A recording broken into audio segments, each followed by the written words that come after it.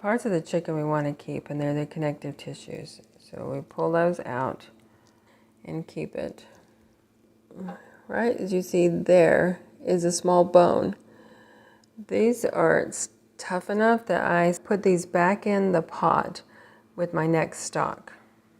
And here's the skin. Either eat the skin or keep it aside to blend into a soup. And the end of the two ends of a drumstick, I will take off and keep and put into the next stock. And then I throw the bones away.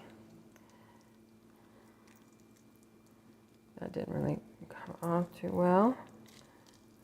See how easy that is. And the chicken legs have a skinny bone and a fat bone. And I pull the skin off. This stuff is very good to keep, so don't throw it out. Do them all when the chicken is cool.